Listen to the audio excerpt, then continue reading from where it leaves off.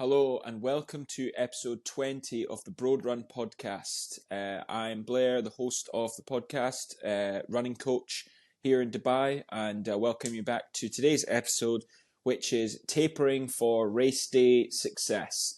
I recently put up a post on my Instagram asking people for their subjects that they'd like me to cover on the podcast, and this is one that got requested 3 or 4 times, so I thought I would jump on here and get into a longer form discussion about tapering for race day success. So thanks very much to guys who jumped onto my social media. Most of the time I'm taking questions through my Instagram, which is BROADRUN or Blair Run Coaching. If you search it on there, you want to fire me any questions, you'd like a longer sort of more nuanced discussion on any topics when it comes to running, then please just let me know and I'm happy to jump on. So what is tapering? Tapering is the period before your race, which you either reduce volume or intensity or generally reduce in general your running as you lead up to the race for several different reasons, which we'll cover in this podcast about to try and get a peak performance in a race day. So basically I want to just cover a few different things, why we do it, why it's important, how we do it, and hopefully cover all the sort of questions that people had on it. So basically, what is it in general? In general, it is a period of your training where you reduce the volume and intensity to allow your body to recover and recover and repair from the hard work that you have done in the recent training block, which means that on race day, you will be able to perform to the best of your ability. Basically, when you're training, you are slowly going through depleting glycogen stores, you're causing muscle damage, and this repair of this is what makes you fitter in the end. Your body works to repair those damaged muscles, and it will takes time to recover to get back to peak performance. What we will aim to do is typically depending on the race distance, we will aim to get to a peak, which will be the point of your peak intensity and volume of your race training. So normally we'd say for a marathon, this will be between 3 and 4 weeks before the race. And for a half marathon, this might be 2 weeks before the race. For a 10K, this might just be around a week, or 5K, you might not really look to reduce the volume that much. But you will perhaps maybe reduce a bit of the intensity. But obviously this helps, period allows your muscles to repair, reduces fatigue. And then one of the main things that actually does is allow you to become mentally sharper for the race itself. Training is mentally very tough. If you're doing a marathon and you're doing, say, in excess of 80 to 90 kilometers a week, say, that is mentally tough to get up every day and attack the sort of the training. So when it comes to your taper, you are looking to rest and recuperate and get back, so that when you come to race day, that you're feeling strong and ready to go. Studies have shown that the taper will show anything between 2 and 5% increases compared to those who have not tapered. So basically, that's essentially it. So the way that it works is your body's accumulated that fatigue while you're getting, fitter, you're getting more tired, you're getting, you're needing to have some time where you rest and recuperate. So once you sort of taper, your body allows your muscles to get fill up your glycogen stores, which is the main stores of sugars, essentially, which your body runs on whilst you're running. So normally it can take anywhere between 24 and 36 hours to replenish these stores, but sometimes it may take longer if we're exceptionally fatigued.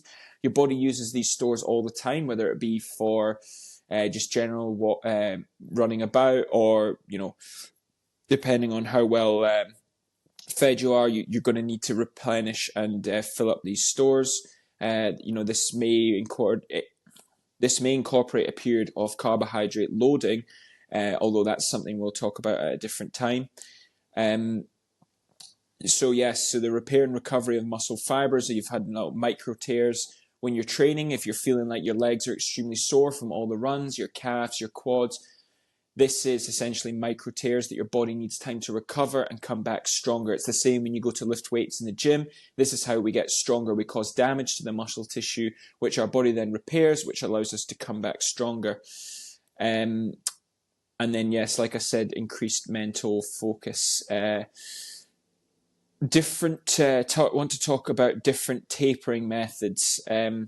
So one of the things I like to call, this is my rule that I like to use, and that is the 50-50 rule. So normally this would be for like a marathon. So I would look to reduce the running volume by sort of 50% 2 weeks out. And then I will look to reduce it a further 50% the week out. And then the week off, we will have a very, very low running week, with obviously the full sort of week devoted to that race day. We'll maybe approximately have 2 shakeout runs on the week off the marathon. Probably one very easy one, and if you're traveling, one that would be a possible shakeout run post flight. But that sort of volume for the week will be looking to be, absolutely minimum, with the week before looking to be 50% of the previous week. So that may still include some sessions. And by that, I mean, I like to keep intensity in the workouts, although duration will be reduced massively. So we want to keep intensity into our workouts just because we want to keep that blood plasma high. We want to keep the body sort of sharp while we're going into it, but also we should feel like we're really holding back. So if we would normally typically do like an 8 times 800 meter marathon pace workout, we'd maybe do 4 reps or something. We want to finish it with maybe, feel like we're less than half capacity. We're feeling ready to go. So that is one of the ways that I do it. So I like to sort of recommend that.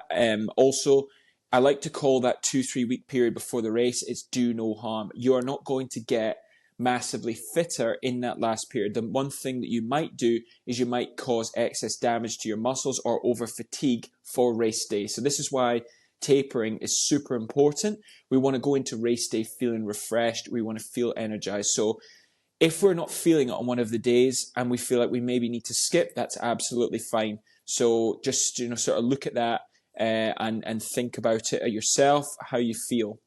One of the problems that I find is I like to call them taper scaries when you're leading up to an event. Sometimes people sort of don't trust in their own fitness and think, I need to keep training up until the very moment of the race to have a successful race, where this is not true. The taper scaries can involve, people want to go out and do crazy mileage, want to do workouts they've never done before, causing, sort of muscle damage and, doing all sorts of crazy things. So you have to just sort of speak to your coach and be reassured that what you're doing is absolutely correct. So, focus on good quality recovery and the work you've done in previous weeks and months, perhaps even years leading up to this big event, is what's going to sort of take you through race day. So, that's something you want to think about. You may feel all sorts of terrible sort of, your body's used to maybe doing 25, your body's maybe used to doing, serious mileage on the weekend. Maybe you're doing, a 3-hour long run. You're doing sort of 6, 7, 8 hours a week training, and you reduce that to maybe 4 hours. Maybe you start to feel terrible. Sometimes people can say they feel ill. Sometimes people say they feel sick. They feel like they've got flu coming on. Your legs feel like they've never run before. They feel like bricks, and all these doubts cause you to want to go out and train more. But I think it's imperative, especially in these last few weeks before you race, that you really focus and dial in and realize that the reason you're tapering is because you have a bigger goal at play. So it's something to consider. So this would be sort of known as a step down taper. And this is the one that I prefer to use personally, and also one that I like to sort of implement to my runners. Although you can do it in a different sort of way. So a linear taper would sort of look at probably a longer, more gradual taper, but one that would sort of go maybe 20 to 30%, as you go for, say, maybe 3 or 4 weeks. So, this is quite a good little one for a half marathon, where you maybe just looking to slightly reduce it as you go down. You don't want to do something as dramatic as 50%, but you still want to keep some sharpness and some intensity in there.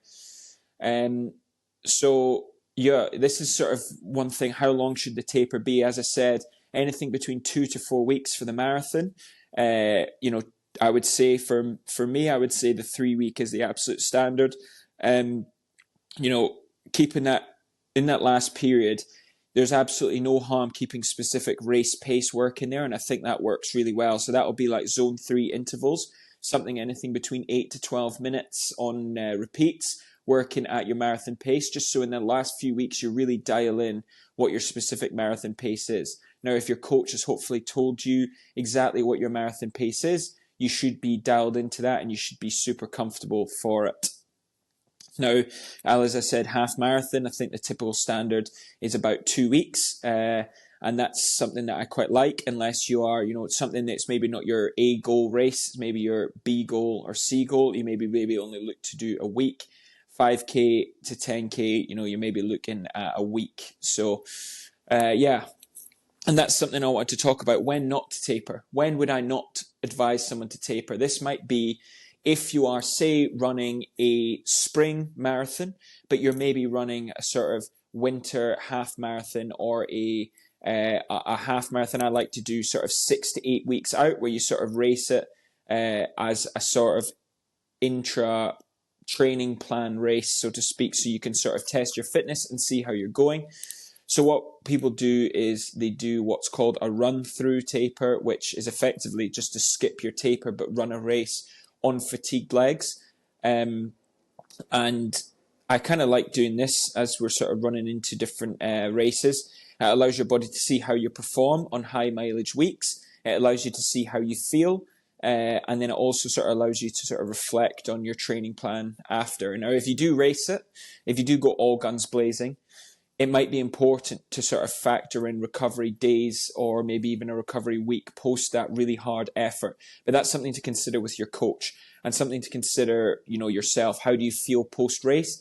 Obviously, if you're running through, that might not be the objective.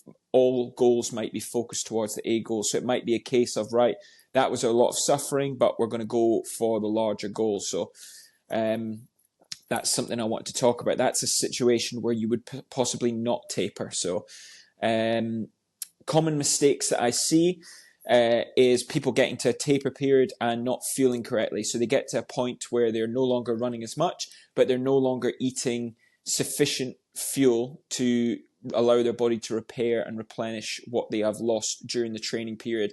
Now, you're not going to be eating the same amount of calories as you possibly were when you were running 22 miles on your long run. That is obviously totally different. If you're running a reduced volume, you are going to eat less. But the problem is when people go and they eat virtually nothing, they're not allowing their body to rest and repair. In this period, we should be focusing on eating sufficient protein, which will be anything between 0.8 and 1 gram per pound of body weight. So as endurance athletes, that's something that people massively underestimate, how much protein they require. And then also to make sure they're getting good sources of whole food carbohydrates. So that's things like potatoes, vegetables, and fruit. So that's something I would recommend you do. You want to replenish those glycogen stores. One thing I see is people doing too little on their taper. So maybe they go and do absolutely nothing. This is why I say I like to keep intensity into my taper. So I will put intensity in somebody's plan, i.e., like I said, maybe a reduced interval set, but you're still getting good quality work in there and you are still working the body pretty hard. So you want to keep that sharpness in there, but you also don't want to have the other side of it where you go ultra fatigue, which is the other side is doing too much. You're going for a taper for a reason. You've got a goal. Maybe it's time-based. Maybe this is your first marathon. You want to do the taper properly. So focus on not doing too much and also not doing too little. So that's basically most of the sort of generalizations of the taper. Obviously, without your specific mileage and your specific race intensities, paces, etc., I can't give you specific advice. So obviously, if you are looking for specific advice, you can always reach out to me. I'm always happy to answer anybody's questions. But hopefully this gives you a good idea on how to adjust your taper leading up to the race. And hopefully whatever race you're going to race goes well for you. If you have any other topics you'd like me to cover, then of course, just please get in touch. And I'm happy to cover any of those subjects. All right. thank you very much for listening.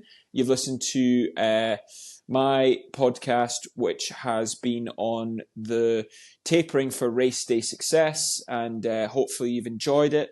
Obviously, if you have, please don't hesitate to sort of give me a little like on here, or sort of subscribe if you're on Spotify, and hopefully see you on the next one.